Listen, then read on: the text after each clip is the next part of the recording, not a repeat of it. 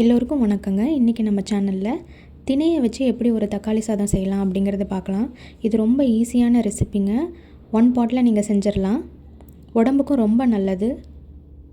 இந்த சாதத்துக்கு தொட்டுக்கிறதுக்காக கொஞ்சமாக கடலக்காய் பருப்பு வச்சு சட்னி பண்ணியிருந்தோம்.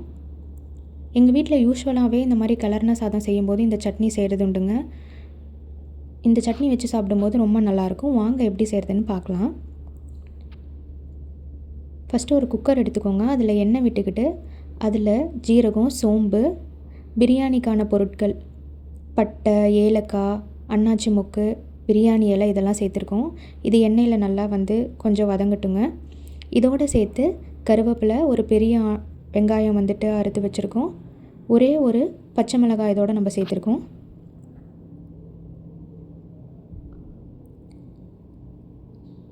வெங்காயம் நல்லா வதங்கி வரட்டும்.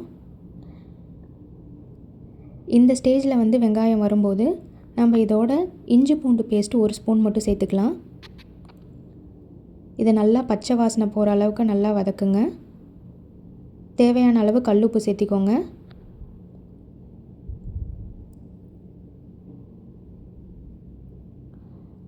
இப்போது இதில் 2 தக்காளி நம்ம சேர்த்துக்கலாம்.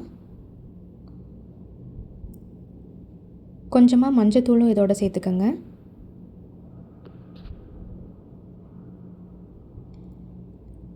இப்போ இதை நல்லா வேகணுங்க. தக்காளிலாம் வேகிற அளவுக்கு வதக்குங்க. இப்போது இதில் 2 டம்ளர் தண்ணி நம்ம சேர்த்துக்கலாம்.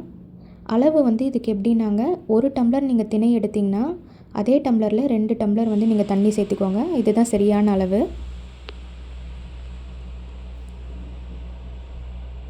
இதோட கொஞ்சம் நம்ம புதினா இலை சேர்த்துக்கலாம். சேர்த்து நல்லா கலந்து விட்டுக்கோங்க. திணை எப்போவுமே செய்கிறதுக்கு முன்னாடி ஒரு 2 மணி நேரமாவது ஊற வைங்கங்க. அப்போ உங்களுக்கு குக் பண்ணும்போது ஈஸியாக இருக்கும். இப்போ நம்ம ஊற வச்சுருக்க திணையை இதில் சேர்த்துக்கலாம். நல்லா இந்த மாதிரி கொதி வரட்டும். அந்த ஸ்டேஜில் திணையை சேர்த்துங்க. சேர்த்துட்டு இதை குக்கரில் கரெக்டாக 3 விசில் வைக்கணுங்க. வச்சா நம்மளோட திணை தக்காளி சாதம் ரெடி. இது எல்லாருமே உங்கள் வீட்டில் ட்ரை பண்ணி பாருங்கள். ரொம்ப ஹெல்த்தியும் கூட. உங்கள் வீட்டில் ஒரு வேளை டயாபெட்டிக் பேஷண்ட்ஸ்லாம் இருந்தாங்கன்னா அவங்களுக்கெல்லாம் இதை செஞ்சு கொடுத்து பாருங்கள். ரொம்ப நல்லாயிருக்கும். இன்னொரு நல்ல வீடியோவில் உங்களை நாங்கள் சந்திக்கிறோம். நன்றி.